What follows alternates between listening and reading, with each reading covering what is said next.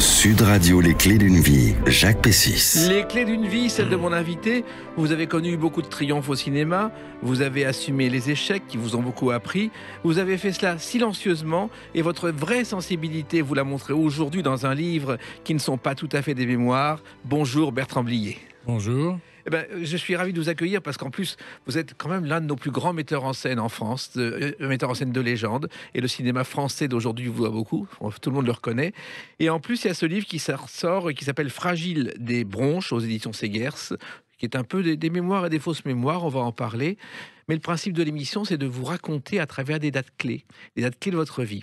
Et la première que j'ai trouvée, alors c'est pas un très bon souvenir, c'est le 30 août 1967. C'est la sortie du film Si j'étais un espion. Ah, vous appelez ça un mauvais souvenir? Bah parce que ça a été un échec financier. C'est un film qui n'a pas marché, bon, Oui. Mais enfin, on l'aime quand même. On s'en est occupé, mais c'est vrai que ça n'a pas été brillant. C'est souvent le cas avec les films. Hein. Oui, mais ça peut arriver aussi. Les films qui ne marchent pas, c'est quand même courant. Alors, ce film, c'était un médecin qui était veuf, qui était harcelé par les inconnus. C'était le harcèlement avant la lettre. Oui, enfin, il était envahi par des mecs bizarres qui semblaient sortir d'un film de Peter Ustinov. Oui. Et ce film d'espionnage, bah, la tête d'affiche, c'était Bernard Blier, votre père. Il y avait Bernard Blier, il y avait Bruno Kremer, Oui. deux acteurs face à face. Oui. Il y avait chez Suzanne Flon, il y avait des femmes, C'était un film intéressant à faire, mais enfin, s'il fallait le refaire, je le referais pas là. Pourquoi? Parce qu'il ne faut pas faire de film d'espionnage. Ah bon? Aucun film d'espionnage n'a marché, jamais. C'est vrai? À part les trucs très marrants, genre des James Bond, des trucs comme ça. Et en même temps, ce film, j'ai retrouvé les critiques de l'époque. Paris Match, vous avez encensé en disant que ce film révélait un vrai talent de metteur en scène dans la veine du meilleur Hitchcock. Ah oui, mais ils ont eu un moment faible. C'était Match, ça. Oui. Ils étaient dans le trou un peu. Mais en même temps, ce film, c'était vos débuts au cinéma. Vous n'aviez pas écrit le scénario à l'époque? C'est un scénario qui a été fait en équipe avec plusieurs personnes. On était 4 ou 5 autour de la table. On a eu une participation de Philippe Labro. C'était assez amusant à faire. Mais enfin, on était voué à l'échec. Pourquoi? Parce que ces films d'espionnage, c'est toujours très compliqué. Il faut d'énormes moyens. Et en même temps, oui, ça c'est pas les moyens de James Bond. Non, mais il faut de l'argent. À l'époque, je ne savais pas à quel point il fallait de l'argent. Vous débutiez, vous ne savez pas dans quel monde vous allez aller. Si, je me doutais, mais après, j'ai compris que c'était quand même très dur. Alors, vous aviez votre père qui n'était pas facile, car Bernard Blier, on le connaît. Moi, je me souviens d'une interview à Neuilly chez lui. C'était pas quelqu'un de toujours très facile, et avec son fils encore plus. Il avait une qualité, c'était un très grand acteur. Oui. Donc on pouvait tout lui pardonner. Il avait un caractère emporté, mais c'était pas un mauvais. D'ailleurs, je me suis arrangé très bien. Hein. Oui. Je l'ai conservé jusqu'au bout, quoi. Oui, et en même temps, moi, je me souviens du bon vivant. Alors, il y a une légende qui court. Il paraît qu'il déjeunait dans 3 restaurants. C'est-à-dire qu'il prenait l'entrée dans un restaurant avec des amis. Il prenait le plat dans un autre restaurant et le dessert dans un 3e. Ça, c'est totalement faux. C'est ce qu'on a raconté. Mais bien sûr, il y a un copain qui a dû balancer ça pour faire une blague. Ça doit être une blague de Lino Ventura ou un truc comme ça. Exactement. Ou d'Audiard. Oui. Parce que c'était vraiment une bande qu'on voit aujourd'hui dans les images où Ventura, Blier et Audiard s'amusent comme des fous. Oui, mais mon père, il aimait manger et boire, mais il savait aussi mettre un frein. Il n'était pas lâché complètement dans la nature. Et moi, j'ai des souvenirs de Bernard Blier avec son meilleur ami Jean Carmet. J'ai un souvenir, c'était le mariage de Xavier Gélin à la Guéville. Carmet est au premier étage, votre père Bernard Blier est en dessous dans sa voiture. Carmet jette un seau d'eau sur Bernard Blier. Oui, et Blier ne dit rien, ouvre le coffre de sa voiture, il y avait un costume de rechange. Ça faisait partie de... Ça, je connais pas cette histoire-là. Mais il y a de la légende hein, oui, autour de lui. Il y a beaucoup de légendes. En même temps, c'est quelqu'un qui vous a appris le cinéma, même de loin. Vous n'étiez pas au départ sur ces tournages, curieusement. Il m'a pas appris le cinéma, il m'a appris à vivre. Mais quand on vit agréablement, on fait du cinéma. Sinon, c'est pas la peine. Alors, ce premier échec, Bertrand Blier ne vous décourage pas, bien au contraire, car les échecs ne vous ont jamais découragé. C'est-à-dire que là, j'étais obligé de continuer à travailler. Il y a un moment, il faut travailler quand même dans la vie, qu'on fasse du cinéma ou autre chose. Donc là, j'ai eu un moment difficile. J'ai dû repartir à zéro. Et voilà, j'ai fait ce qu'il fallait faire. J'ai écrit autre chose et fait autre chose. Voilà. Et votre premier film avant, on l'a un peu oublié, c'était en 63. C'était un documentaire sur la jeunesse qui s'appelait Hitler connaît pas. Oui, c'était pas un documentaire, c'était un film de fiction, de fausse fiction avec des faux documents, fait à la manière du cinéma vérité et qui était une aventure assez excitante. Qu'est-ce qui s'était passé? Qu'est-ce que vous aviez fait? Comment était venue cette idée? J'avais interviewé c'était un film sur la jeunesse. Il y avait une commande qui avait été effectuée par un producteur et que j'avais saisi au vol. Il voulait faire un film sur la jeunesse, c'est-à-dire montrer des visages, montrer des jeunes, des garçons, des filles avant 20 ans. Chose que j'ai faite. Et donc, je me suis retrouvé avec plein de jeunes que je faisais travailler, que je faisais répéter, et que je filmais après dans un grand studio avec 3 caméras. Et ce film, qui était quand même un film expérimental très difficile, on appelle ça un film d'essai, était voué à l'échec aussi. Mais il a pas mal marché et finalement, il m'a donné. C'était une canne pour me faire avancer dans cette mer. Avec ça, j'ai fait un autre film derrière. Oui. Mais en même temps, c'était presque de la télé-réalité avant la lettre. Ça aurait pu être. D'ailleurs, on m'a demandé à la télévision de le refaire. Et j'ai toujours refusé, parce que je ne vais pas refaire 2 fois le même film. Mais il y avait un côté télévisuel avec ces 3 caméras braquées, un matériel considérable. Et des personnages sur lesquels on ne savait rien. Oui. Sinon qu'ils étaient là devant une caméra, ils étaient venus. Et ils étaient contents d'être là, ils racontaient des histoires. Et à l'époque, d'ailleurs, Hitler connaît pas, c'était vrai, puisque dans les familles, on n'avait pas oublié la guerre, on n'en parlait pas trop, on n'achetait pas de voiture allemande, et Hitler et la guerre n'étaient pas encore rentrés dans les livres d'école. Oui, enfin, les gens savaient qui était Hitler. Quand même. Oui, bien sûr, mais la jeunesse n'était peut-être pas au courant, celle qui travaillait pas à l'école n'était pas forcément au courant de la guerre mondiale. Si, ils étaient au courant, mais ils n'en parlaient pas. Voilà. Et puis il y a eu le goût du cinéma, il est venu avec un metteur en scène qui est évoqué à travers une chanson. Avec son tralala, son petit tralala, elle faisait tourner toutes les têtes. Suzy Delair avec son tralala qui est des orfèvres, Henri-Georges Clouzot. Et Clouzot, finalement, ça a été le déclic pour vous, Bertrand Blier. Ça a été le déclic, enfin il y a eu d'autres déclics avant, mais le plus gros déclic, le plus lourd, ça a été ma rencontre avec Henri-Georges Clouzot, avec qui je me suis trouvé à passer des vacances avec mes parents d'un côté et lui de l'autre. Clouzot était un metteur en scène avec qui mon père avait tourné déjà. Donc il y avait une espèce de... C'était 2 copains, par exemple, quand ils déjeunaient, on déjeunait. À la fin, ils envoyaient même pas ils sortaient les échecs pour faire la partie. Ils faisaient une partie par repas. Carrément. Et moi, j'assistais à cette partie qui étaient des parties d'échecs avec 2 fumeurs de pipe effroyables. C'est-à-dire qu'il y avait un microclimat au-dessus de nous. Et c'est comme ça que j'ai rencontré Henri-Georges Clouzot, qui était un homme fascinant et qui a eu une influence sur moi importante, mais humainement, pas avec le cinéma. J'ai jamais travaillé avec lui, mais j'aimais bien le regarder, l'écouter, le voir fumer, voir la fumée monter comme ça. Et ça vous donnait envie de faire du cinéma? Pourquoi? C'est venu comme ça? Alors qu'au départ, c'était pas forcément... C'est venu, je peux pas vous dire pourquoi c'est venu, mais ça n'a étonné personne. Particulièrement pas trop mon père, qui s'était habitué à ce que je fasse des conneries. Oui. Il m'a dit, c'est une connerie, tu vas te faire chier toute ta vie avec des cons.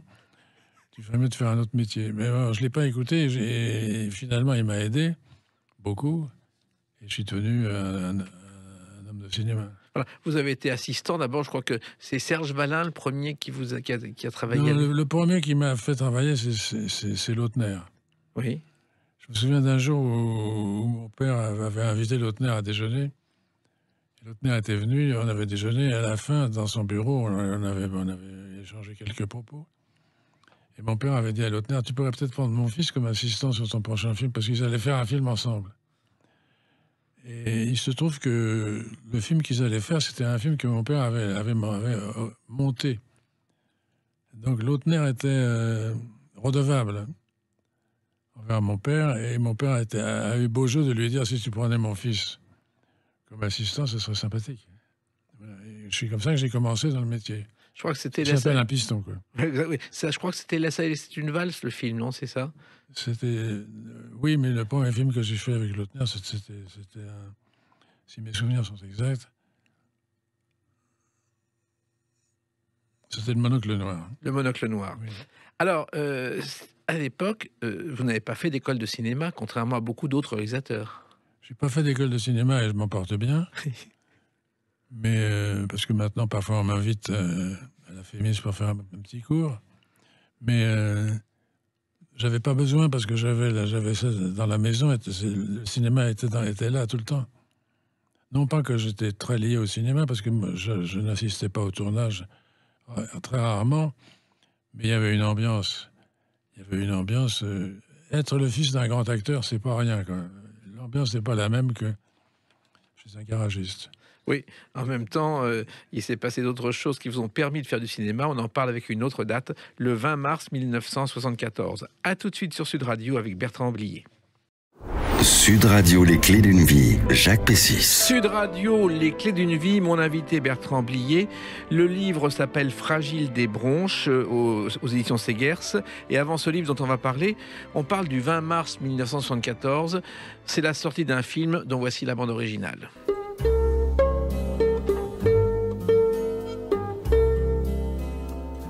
Les valseuses, qui a changé votre vie. Et La valseuse, au départ, c'est un roman, je crois, dont vous avez eu l'idée, Un jour de colère, Bertrand Blier. On écrit souvent sous la colère. Sinon, c'est pas la peine. Oui. Donc, j'ai fait un roman mon existence était quand même un peu hasardeuse, parce que j'étais dans le cinéma, mais je faisais pas de cinéma. Donc, un jour, j'ai décidé de faire autre chose. Et je me suis mis à écrire des choses personnelles. Et il y a eu Les Valseuses qui a été un grand tournant dans ma vie. Oui, vous avez écrit un jour, je crois, 50 pages, et puis vous vous êtes dit, mais qu'est-ce que c'est que ces pages? C'est venu comme ça. C'est-à-dire que c'est venu comme ça, oui, mais souvent, quand on a des amitiés avec la littérature américaine, par exemple, les Américains ont une façon d'attaquer parfois les bouquins comme ça, avec des phrases qui ne veulent rien dire. Et donc, j'ai écrit ce livre et pendant 1 an, sans savoir du tout ce que ça allait donner. Je sentais bien que c'était excitant. Je faisais ça, je n'avais plus du tout envie de faire du cinéma. Là, j'étais dans les pages blanches. Donc, j'ai fait ce livre et puis ensuite, il a fallu le mettre dans le commerce. Voilà. Et le livre a été un succès d'abord. Le livre a été un succès, il y a eu un très bon éditeur qui était Robert Laffont. Et ensuite, ça a très bien marché. Alors, le film est né, je crois qu'au départ, Georges Lautner aurait rêvé de le mettre en scène. Vous lui avez proposé, Bertrand Blier. Non, je ne l'ai pas proposé. Lui, il a dit qu'il aurait bien voulu le faire, mais de toute façon, je ne l'avais pas écrit pour lui. Ben voilà. Je l'avais écrit pour personne, d'ailleurs. Mais... Donc, ça s'est fait autrement. En même temps, je crois que vous avez écrit le livre, vous êtes enfermé à la montagne pour écrire le livre. Je me suis enfermé, comme je suis quand même un mec qui s'enferme facilement. C'est vrai que pour écrire, il faut quand même être hyper concentré. Donc, j'ai écrit ce livre pendant très longtemps. Et ensuite, on l'a sorti et le livre a marché. Bonheur, conte de fées. Oui, c'était la première fois pour vous. La première fois, oui, mais la première fois, c'est quand un livre marche, c'est déjà assez exceptionnel. Mais quand il marche très fort, c'est un bonheur absolu. Et je crois qu'une semaine après la sortie du livre, vous avez signé le contrat pour le film. Oui, là, vous exagérez un peu, mais bon, en gros, c'est comme ça. On n'est pas loin de la vérité. La vérité n'est pas celle-là, mais c'est vrai que le livre a donné envie à tout le monde de faire le film. En même temps, il fallait adapter le livre au cinéma. Oui, mais adapter un livre, quand il est bien écrit, c'est rien. Voilà. Oui, mais enfin, c'est quand même... Il y avait des choses à faire évoluer. Et ça, c'est la première fois que vous travaillez sur un scénario. Oui. Avant, c'était pas toujours le cas. Là, j'avais un scénario à tirer d'un bon livre, oui, que j'avais écrit. Et donc, c'était agréable. Alors, l'histoire, il y avait Jean-Claude Pierrot, 2 jeunes marginaux qui entraînent Marie-Ange, la champouineuse, dans leur cavale. C'était un sujet totalement novateur. Moi, je me souviens de la première projection au Club 13 de Lelouch. Les gens étaient sidérés par ce film. On n'attendait pas un film comme ça. Oui, au début, ça a fait un peu de mouvement, un peu de courant d'air. Mais après, ça s'est arrangé. Le film a eu un public énorme. Je crois qu'il y a eu plus de 5 millions de spectateurs. Il y a eu autour de ça, oui. Oui. Et surtout, les premières représentations, les critiques se sont déchaînées. On parlait de vulgarité, d'actes sexuels, de scènes du nu, d'ambiguïté morale. Enfin, vous avez tout sur le dos. Oui, enfin, c'est un peu exagéré parce qu'il y a eu aussi beaucoup de gens de presse positive. Oui. Il y en avait de la mauvaise et de la bonne. Alors la mauvaise, c'était l'horreur, évidemment. C'était toujours un peu orienté comme ça. Mais bon, il y avait des bons articles, oui. Et puis surtout, il y avait le public, parce que c'est le public qui a décidé. Rien à faire des Le critiques. public, c'est quand les cinémas sont pleins, ça veut dire que ça marche. Voilà. Mais en même temps, le public est venu parce que c'était novateur, parce que ça correspondait à l'ère du temps. Non, ils sont venus parce qu'ils ont senti qu'il y avait un truc qui se passait dans le cinéma. Ils ne savaient pas très bien qu'ils allaient voir un film de voyous, mais ils sont allés quand même. Et ils étaient choqués, mais en même temps contents. Voilà. Mais c'était un film novateur à l'époque. Je ne sais pas, je ne me rends pas compte. Novateur, ça dépend pas par rapport à quoi. Bah, il y avait pas mal de tabous sur le sujet au cinéma, et Oui. vous les avez transgressés. Oui, on a sauté par-dessus pas mal de barrières. Puis il y avait plein de plaisanteries. Et plein de plaisanteries, finalement, des plaisanteries comme votre père les affectionnait. Oui, mais c'est pas étonnant que j'ai le même caractère un peu stupide que mon père. Enfin, les mêmes blagues. Oui, mais votre père n'arrêtait pas de faire des blagues, vous avez été à bonne école. Oui, mais il faisait des blagues sur les tournages, pas chez lui. Voilà. Oui, c'était beaucoup plus sérieux. Alors, Depardieu a éclaté dans ce film. Comment vous l'avez trouvé, Depardieu? Finalement, personne ne le connaissait à l'époque. Il est venu tout seul. Il est venu me voir quand il a su que je faisais ce film. Il est venu, il s'est présenté. Il m'a dit, c'est moi qui dois le faire. J'ai lu le bouquin, c'est pour nous deux, ça. Et comme mon père, en même temps, qui était quand même un bon conseiller, me disait, prends Depardieu, t'emmerde pas à chercher un autre. C'est lui qu'il faut prendre. Donc, c'était quelqu'un qui était poussé par son talent et une chance extraordinaire. Moi, Depardieu, on l'avait vu dans un rôle de facteur dans un film de Pierre Tchernial et Gaspard, où il faisait une petite apparition. C'était à peu près son seul rôle à l'écran. Il avait fait plein de films comme ça, avec des seconds rôles. Dans l'affaire de Ménicie aussi. Bien sûr. Des films comme ça, où il avait une petite scène de 5 minutes. Mais il en faisait plein. Mais à l'époque, vous imaginiez que ça deviendrait une telle star, Depardieu, Bertrand? Ah non. Non, mais je l'ai engagé sans savoir qu'il allait devenir une star. Je ne savais pas à quel point il avait mauvais caractère. Moi, si j'avais su qu'il était comme ça, je ne l'aurais pas pris. Ah bon? Mais je l'aimais bien, j'avais envie de tourner avec lui. Et Devers aussi. Bien sûr. Et Devers aussi. Lui, il sortait du Café de la Gare. Le Café de la Gare avait été créé par Romain Bouteille et la troupe, il en faisait partie. Et quand il y avait trop de monde, je ne sais pas si vous le savez, Bertrand Blier, Devers sortait avec un tuyau d'arrosage et arrosait la foule du tout Paris qui rentrait chez elle. Oui, il faisait n'importe quoi. Oui. Voilà. Et là aussi, vous l'avez trouvé, parce qu'il courait le cachet. Non, il était acteur au théâtre, il jouait au Café de la Gare. Et je suis allé le voir là-bas. À cette époque-là, c'était une époque fantastique parce qu'il suffisait de voir les fenêtres et on avait des acteurs. Donc, il y en avait Coluche, il y avait toutes ces familles-là.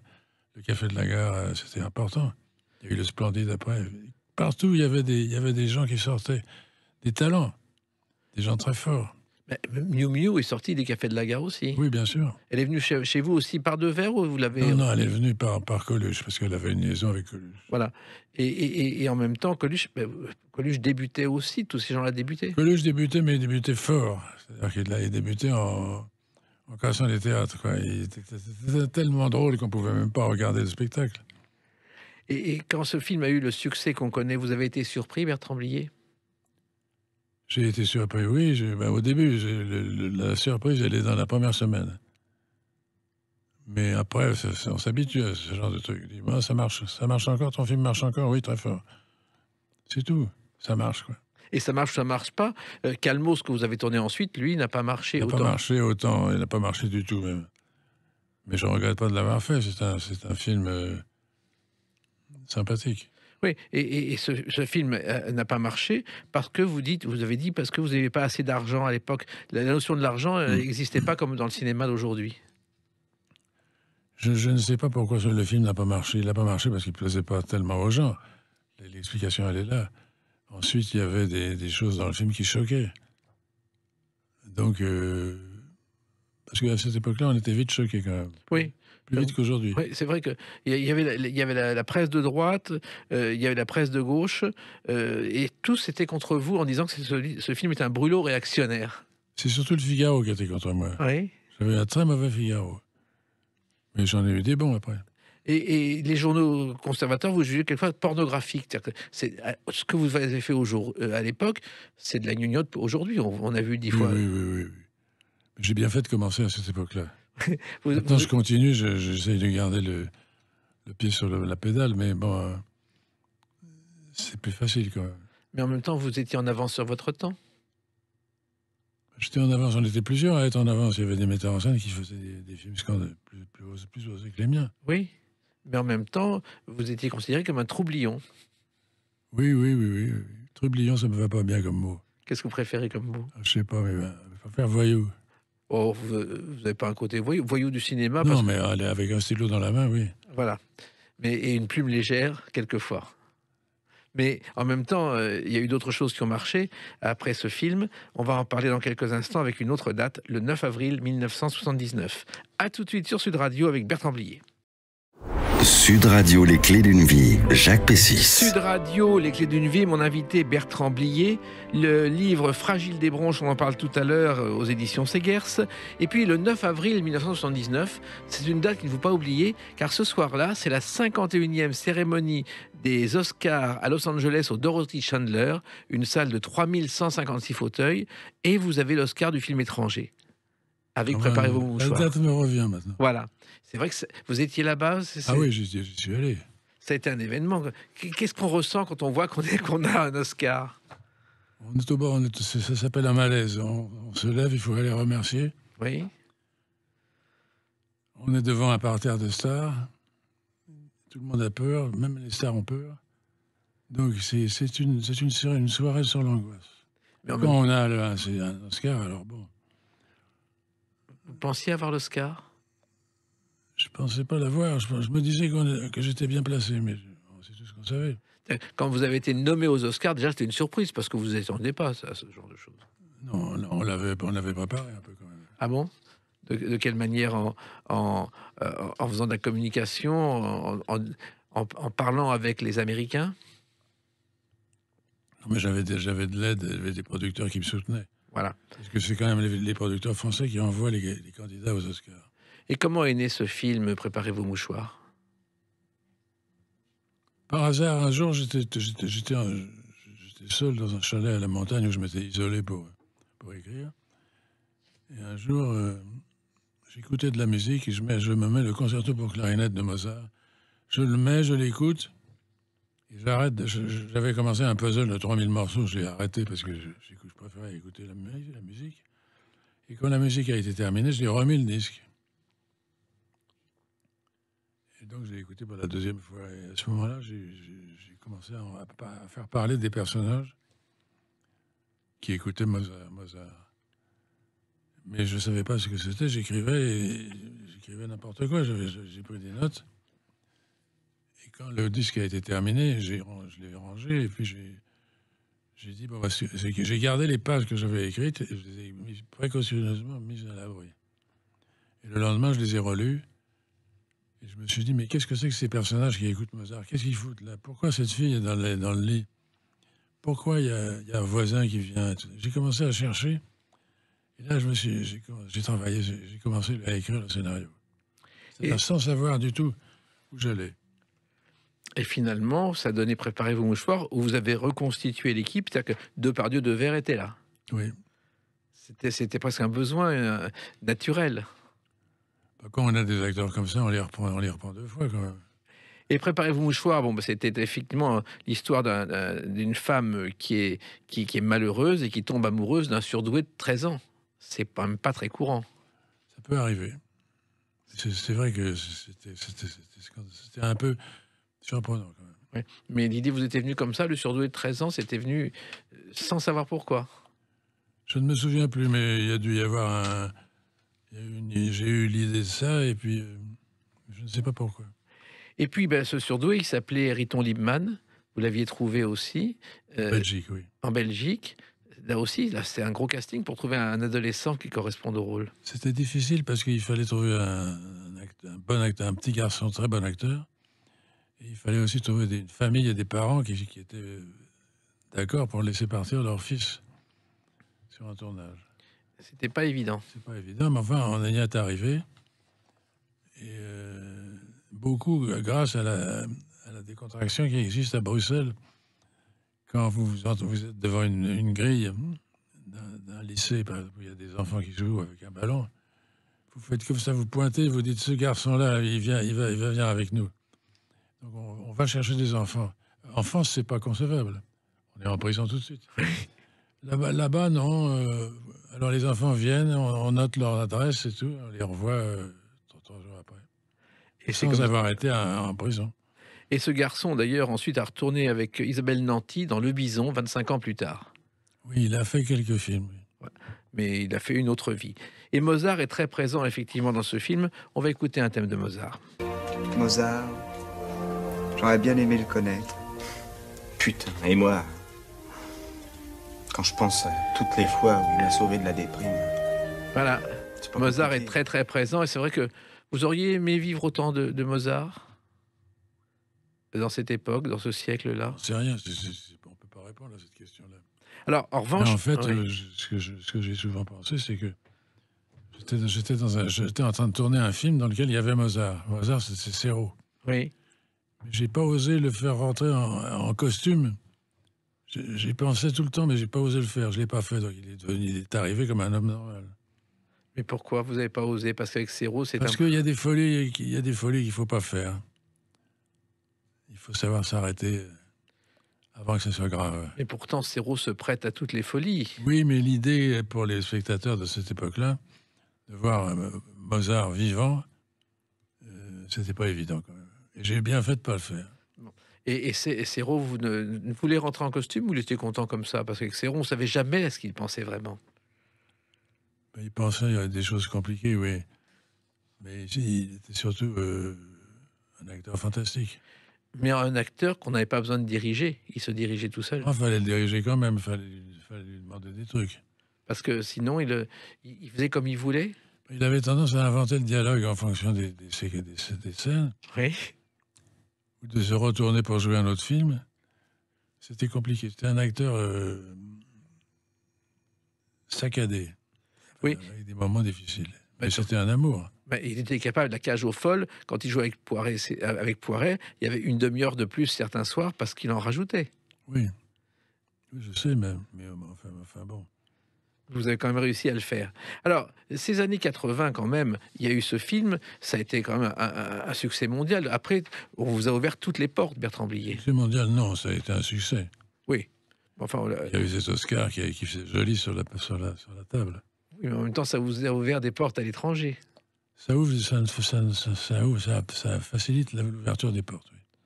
Et ça vous a permis de faire des films beaucoup plus personnels, ce que vous aviez envie de faire. Mais j'ai fait les films que je devais faire. C'est pas l'Oscar américain m'a pas facilité tellement. En même temps, la critique vous a encensé quand vous avez sorti Beau-père. Beau-père, oui. Beau-père, pas encensé, je sais pas, mais Ah, encensé, j'ai vu. si vous le pensez, je vais vous le laisser. Oui. Mais vraiment, moi, je me souviens d'une sortie difficile quand même. Le film était ardu, un peu provocant. L'histoire était provocante. Donc c'était pas un gros succès. C'est un film qui a marché, mais c'était pas... Mais la provocation était votre marque de fabrique, de toute façon.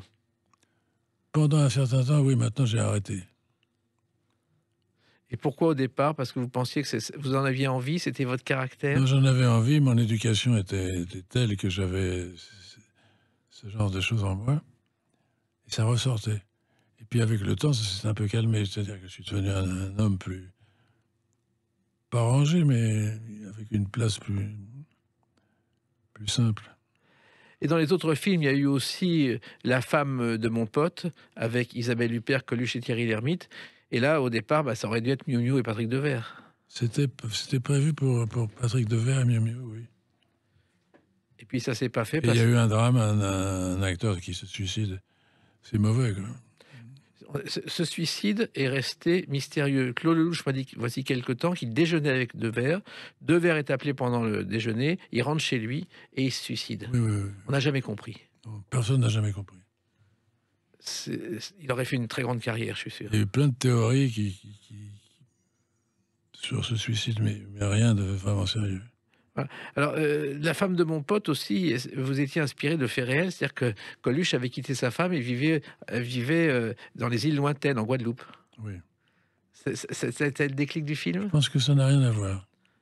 Pourtant, Oui, ça se passait en même temps. Oui, mais ça n'a rien à voir. Non. C'est venu comme ça. Comment viennent les idées? Du suicide? L'idée du suicide? Non, l'idée de la femme de mon pote. Parce que finalement, Coluche était parti avec la femme de Devers. Oui, mais je l'ai écrit sans savoir tout ça. C'est extraordinaire. Oui. C'est fréquent, hein. Finalement, il y a une chose qui est étonnante, vous avez créé des liens fusionnels avec les acteurs, que ce soit avec Devers, avec Miu Miu. C'est pas si courant dans le cinéma, Bertrand Blier. Oui, il y a quand même des amitiés, des couples qui se forment. Il y a des gens qui travaillent ensemble pendant des années. Il y en a eu du temps de votre père, quand il y avait Bernard Blier, Jean Gabin et quelques autres, ou Lino Ventura, c'était vraiment des familles. Ça a un peu évolué depuis. Oui, mais à l'époque, ça marchait très bien comme ça. Je me souviens du temps où je prenais l'ascenseur, parfois pour aller voir l'agent qui s'occupait de nous. Et dans l'ascenseur, il y avait Gabin, Michel Audiard. Il me regardait, il disait pas un mot. Et l'ascenseur montait, et Gabin disait « Est-ce que tu sais que ton père est un con ?» Dis-lui s'il a oublié, parce que ça s'oublie vite ces trucs-là, mais nous, on n'oublie pas. C'est marrant. Gabin, un humoriste sans précédent. Mais Gabin faisait... Moi, je me souviens du CAF sur Rebif, où il y a un numéro extraordinaire entre Bernard Blier et Jean Gabin. Oui, ils en ont eu plein. Oui. Mais ils riaient beaucoup ensemble. C'était à qui se moquerait de l'autre. C'était une forme de provocation. Ils riaient ensemble, mais ils travaillaient quand même. Et puis, il y a eu aussi notre histoire avec Delon et Nathalie Baye. Ça a été aussi une belle aventure. C'est une aventure pure, c'est-à-dire que moi, j'avais envie de faire un film avec Alain Delon. Et donc, je me suis débrouillé pour avoir un rendez-vous avec lui. Et quand il m'a vu, j'étais chez lui, il m'a dit « Est-ce que vous avez une histoire pour moi ?» J'ai dit « Non, j'ai rien. » Bon, on va faire ça. C'était à l'époque un humoriste à froid, comme ça. Alors, j'ai dit « Oui, on va le faire. Mais quoi? Qu'est-ce qu'on va faire ?» Alors, je lui ai proposé un film. Dans l'instant, ça m'est venu... J'ai pensé à un film que Alain Delon avait fait par le passé, qui s'appelait Le Professeur, et qui était un film dans lequel Alain Delon faisait un homme perdu, un loser. Et je parle de ça à Delon, et je lui dis, voilà un film comme ça que j'aimerais refaire. Il me dit, on le fait, j'adore, c'est mon film préféré. Donc j'avais mis le doigt, sans faire exprès, sur le bon bouton. Et on a fait le film. Et résultat, succès à Cannes, succès au César. Succès, faut le dire vite, mais vous avez le mot facilement à la bouche. C'est bien, oui, hein. mais le Grand Prix du jury à Cannes, c'est un succès. Oui. Non? Oui. Et 5 Césars. Car vous avez eu 5 Moi, Césars. j'ai eu pas mal de trucs à mettre dans une brouette, oui. Oui. Ça vous a jamais intéressé, les Grands Prix et les Césars? Si, c'est intéressant, mais il faut avoir le Grand Prix. C'est-à-dire, quand on est à Cannes, il faut avoir la Palme d'Or. Sinon, c'est pas la peine d'avoir... J'ai eu d'autres choses, mais le vrai truc, c'est la Palme d'Or. Parce que sinon, ça n'a pas d'importance. Ça a de l'importance, mais moins. Et en plus... Pensez à un truc, par exemple, c'est qu'Almodovar n'a jamais eu la Palme d'Or. Jamais. Il la mérite. On en a parlé avec Carmen Maura dernièrement, ça s'amuse au cinéma. Il a fait des films qui ont été récompensés partout, sauf par la Palme d'Or. Oui. Mais c'est parce que le jury est peut-être pas très, très au fait de tout ça. On sait jamais. Il y a des jurys qui en veulent d'autres, mais enfin bon, c'est pas très juste. Non.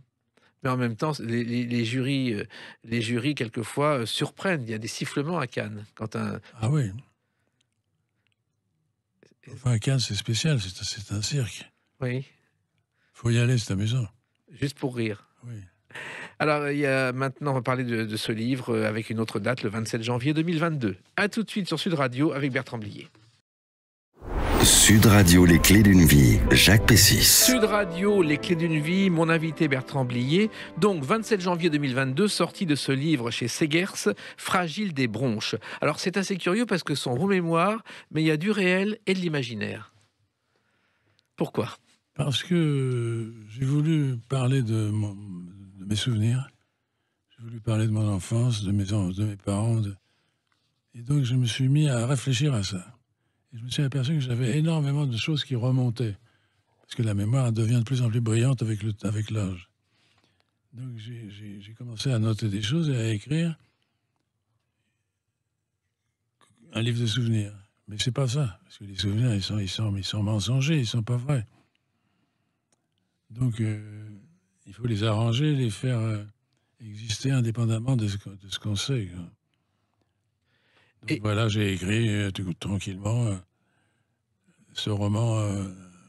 C'est-à-dire que c'est arrivé à un moment de... J'ai commencé à écrire au début du premier confinement. Le premier confinement était un moment magique. Parce qu'on se retrouve rarement avec rien du tout. Moi, je me suis retrouvé avec rien du tout. J'étais plus metteur en scène, j'avais plus de producteur, j'avais pas de sujet, j'avais rien. Et j'étais là devant du papier à me dire qu'est-ce qu'on fait. Alors j'ai écrit. Ma mère a voulu se jeter par la fenêtre. J'ai écrit ça. Et le bouquin est parti. C'est vrai que c'est la première phrase du livre. Alors, est-ce que votre mère a vraiment voulu se jeter par la fenêtre ? Alors, je ne sais pas. Je me pose la question depuis longtemps. Je pense qu'elle ne l'a pas fait, évidemment. Mais je pense qu'elle y pensait et elle en a parlé. Elle a dû menacer mon père de sauter par la fenêtre. Et pourquoi ? Parce Elle ne que l'a pas fait. pourquoi Il y avait du grabuge entre mes parents.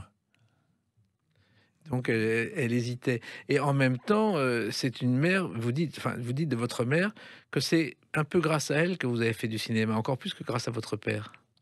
J'ai écrit ça. Vous l'avez dit un jour à la télévision. J'ai parlé de ma mère en bien. Je lui ai donné sa vraie place, qui était une place importante, évidemment. Mais elle ne m'a pas fait faire du cinéma, non. C'est-à-dire qu'elle a une influence, non, sur vous. Elle a eu une influence, évidemment. Mais les deux ont eu une influence. Bien sûr. Alors, votre mère, vous dites effectivement qu'elle joue du piano, ça c'est vrai. Oui, Elle jouait beaucoup de piano, Chopin, je oui, crois. ça c'est vrai, oui. Vous n'en jouiez pas à l'époque, vous écoutiez. Non, parce que j'aurais bien voulu. Maintenant, je râle de ne pas avoir fait de musique. Parce que ma mère n'a pas été foutue de me trouver un professeur et de me faire travailler. Parce que si j'aurais été un très bon pianiste. Et pourquoi elle n'a pas voulu Une fatigue, je ne sais pas, un manque de tonus. Et en même temps, c'est vrai qu'elle avait toujours des moments difficiles. Vous racontez, mais ça c'est peut-être une invention, que pendant 10 ans, elle a lu le même livre, La Renarde. Non, ça, c'est pas une invention, c'est une vérité. Ah. C'est une extraordinaire histoire. Parce que lire pendant 10 ans le même bouquin, il faut vraiment que ça soit bien, quoi. Qu'est-ce que c'était ce livre? Un roman anglais, mais comme les Anglais savent en faire, avec beaucoup de sentiments. Et c'était très soft. Elle lisait ça tranquillement. Pourquoi lire le même livre pendant 10 ans? Je ne sais pas, ça, je peux pas vous répondre. Alors en plus, vous étiez souvent seul à la maison, c'est-à-dire que votre père, il était toujours en tournage. Il était souvent parti. Particulièrement le soir, Oui, à cause du théâtre. oui. Et dans la journée, il tournait des films. Et ça Tous manque. les acteurs. Ça manque peut-être, ça vous a manqué le fait de ne pas le voir. Vous alliez très peu sur les tournages et vous alliez quelquefois. Vous êtes allé le voir une fois ou deux au théâtre en province. J'allais le voir au théâtre, mais il était là quand même. Il était souvent absent, mais il était souvent présent. Et un acteur présent, ça vaut 2 fois plus qu'un homme normal. Parce qu'il s'occupe de vous. Parce que l'acteur fait un cirque, occupe l'espace d'une façon plus violente. Et là, c'était du pur billet à la maison. C'était du pur oublié. Moi, je le faisais travailler, je le faisais répéter. Et donc, j'avais en face de moi un des meilleurs acteurs français qui jouait 3 rôles. Et moi, j'en jouais un, je répondais, j'étais le voisin, et lui, il faisait 3 personnages. Et à l'époque, vous dites dans ce livre, Bertrand Blier, que vous n'êtes pas pressé de grandir. Vous étiez... Ça, c'est une coquetterie d'auteur. Mais j'ai jamais pensé ça. Pourquoi On n'est pas pressé de grandir. Honnêtement, c'est une connerie, ça. Oui. Vous êtes content d'avoir grandi? C'est bien de grandir, mais c'est pas urgent. Et puis, dans ce livre, donc, vous partez à la montagne, et puis, votre mère va rencontrer un vendeur de machines à laver, avoir une histoire. Tout ça est vrai ou ça, c'est faux? C'est moitié vrai, moitié faux. Enfin, tout ça pour dire que ma mère n'était pas une sainte. Non. Votre Mon père non plus, mais bien sûr, c'est connu. Voilà. Donc, il y avait des difficultés. Et donc, cette scène à la montagne, vous êtes vraiment parti à la montagne, parce qu'est-ce que vous étiez vraiment fragile des bronches? J'étais fragile des branches et je toussais beaucoup. Je crois que ce qui m'a fait démarrer l'écriture de ce livre, c'est le souvenir que je toussais. Mais je toussais vraiment méchamment. Je toussais 3 heures, 4 heures de suite. Enfant. Enfant, 7-8 ans. Et ça se Donc, soigne. il fallait me soigner. Il y avait des médecins qui venaient, on me faisait des pics, des cutis. Ça n'arrêtait pas, des cataplasmes. Et je toussais toujours. Et comme mon père était au théâtre, je pouvais tousser en toute liberté, parce que sinon, il aurait mis un point final. Il m'aurait tué, peut-être. Oh non, n'exagère rien. Non. Mais est-ce que finalement, on a trouvé pourquoi vous toussiez? Non, Jamais. jamais. Ça s'est arrêté comme ça du jour au lendemain. C'est arrêté avec le temps. Donc vous étiez fragile des bronches, enfant. J'étais fragile des branches, mais j'étais pas malade des bronches. J'étais pas tubard. Alors, dans ce livre aussi, vous évoquez une histoire d'amour avec une certaine Nicole, votre première histoire d'amour. Et finalement, Nicole aurait pu être un personnage des valseuses à la Miu Miu. Je ne sais pas. Je ne sais pas ce que c'est que cette Nicole-là. Je ne l'ai pas connue. Hein. Non. Je l'aime bien, mais je ne l'ai pas connue.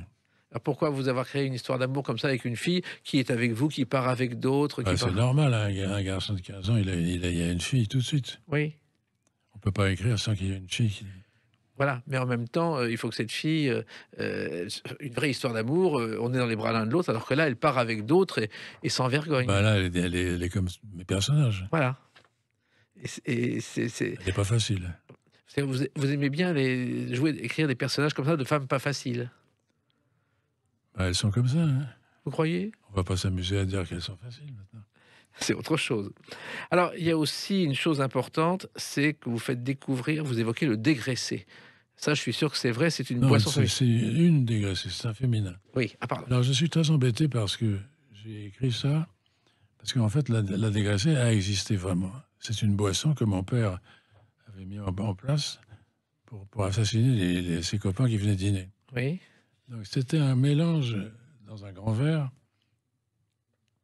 de whisky, il y avait un mélange de trucs, il y avait du marc, et c'était un breuvage redoutable.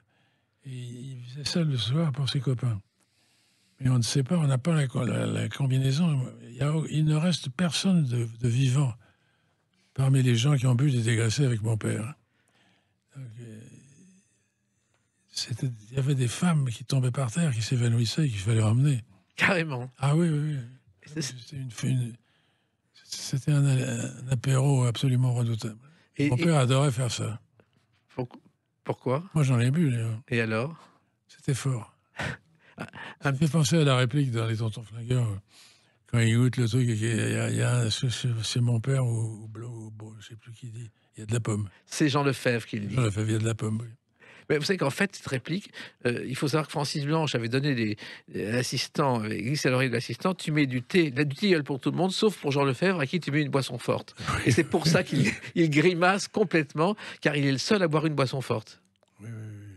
Mais il aimait bien les mélanges comme ça, faire des blagues, Bernard Blier. C'était pas un homme de mélange, mais en même temps, il s'est trouvé qu'il y avait un truc qui s'appelait la dégraissée. Oui. Qui avait pignon sur rue chez nous et qu'on buvait. Moi, pas trop, mais les adultes, oui. Et vous aviez le droit d'en boire? J'avais le droit de goûter. Voilà. Mais ça a disparu après. Et en même temps, dans ce livre, vous racontez aussi le Paris d'antan, le Paris des bistrots, des putes, qui est un Paris traditionnel qui a disparu aujourd'hui. Vous l'évoquez longuement dans ce livre. Disparu pas vraiment. Enfin, il y a encore de l'atmosphère de Pigalle à Pigalle. Oui, mais enfin, c'est moins flagrant aujourd'hui que voici quelques décennies. Oui. Et ça, vous avez vécu la nuit à Paris? Ben non, quand j'étais jeune, au moment où j'ai écrit le livre, j'ai 14 ans quand même. Oui. Mais Donc, j'ai pas été trop dans les bordels. Et il y a un personnage que vous évoquez aussi, c'est le Sidney Bechet, parce que vous aimez le jazz. C'est un livre qui se situe au moment où je me suis passionné par le jazz. Et donc, il se trouve que évidemment, à cette époque-là, il y avait Bechet, qui était le roi de Paris. Il jouait tous les soirs dans des endroits différents. Voilà. Il est passé à l'Olympia, vous êtes allé le voir. J'étais à l'Olympia le soir de son millionième disque, où ils ont cassé le théâtre. Ils ont cassé les fauteuils. Ils ont tout cassé. Mais on ne le sait pas, on le sait pour Beko, on sait pour Johnny, mais Sidney Bechet, on ne sait pas. C'était bien avant. Oui. Mais Bechet, c'est-à-dire qu'il faisait une musique qui avait beaucoup de... qui était très formidable. Et donc tout le monde il y avait une excitation qui était beaucoup plus grande qu'un concert de Johnny. Et on ne sait pas, mais Sidney Bechet était avec Joséphine Baker quand on lui a proposé à New York de venir à Paris pour faire la Revue Nègre. Il était musicien dans le même théâtre et débutait. Et Joséphine hésitait à venir à Paris quand la productrice lui a proposé. Et il a dit tu viens à Paris et je viens aussi. Et c'est comme ça qu'il est venu à Paris pour la première fois, grâce à Joséphine Baker, en 1925. Il est resté à Paris. Il est resté à Paris où il a vécu dans toute la France. Finalement, ce livre, pour vous, c'est un retour en arrière que vous aviez envie de faire aujourd'hui? Non, c'est pas un retour en arrière, c'est une envie d'écrire, tout simplement. Un jour, on a envie d'écrire. Et puis on part dans tous les sens. Alors on écrit quelque chose. Oui. Si on a la chance d'aller au bout, ça s'appelle un livre. Voilà, et vous l'avez fait jusqu'au bout. Et j'en ai fait plusieurs, donc c'est un des plus beaux souvenirs de ma vie. J'ai des souvenirs magnifiques avec l'écriture, avec le cinéma aussi, bien sûr. Mais l'écriture, c'est plus magique, c'est réservé à peu de gens. C'est-à-dire qu'on peut vivre tranquille On peut vivre en restant sur une phrase pendant 3 heures, en réfléchissant et en trouvant des choses. Je pense que l'écriture a plus de noblesse que le cinéma. Le cinéma, c'est beau. Mais l'écriture, quand on est sur des petites phrases comme ça qui partent après dans le monde entier, le bouquin va paraître. Il y a des gens en Amérique ou en Chine qui vont lire les mêmes petites phrases. Alors ça, c'est beau. Et ça vous donne envie de continuer à écrire des livres plutôt que des J'ai films? la chance de faire ça avec plaisir. Donc j'en profite. Et... C'est vrai que j'ai plus de chance, j'ai plus de plaisir quand j'écris un livre que quand j'écris un scénario. Parce que quand j'écris un scénario, je me dis c'est con, j'aurais mieux fait de faire un film, un livre, ou l'inverse aussi. Mais finalement, vous arrivez toujours à faire un livre ou un film. L'idéal, c'est de faire les deux. Voilà. Vous l'avez souvent fait. Je l'ai fait quelques fois, oui. Et en tout cas, ce livre s'appelle Fragile des bronches, c'est aux éditions Segers. Merci de l'avoir écrit, puis continuez à en écrire d'autres, puisque c'est votre passion. Ouais, que je vais vous écouter, je vais peut-être retourner à mon bureau. Eh ben, allez-y, et on vous donne le papier et les stylos. Merci. Merci Bertrand Blier, les clés d'une vie, c'est terminé pour aujourd'hui. On se retrouve bientôt. Restez fidèles à l'écoute de Sud Radio.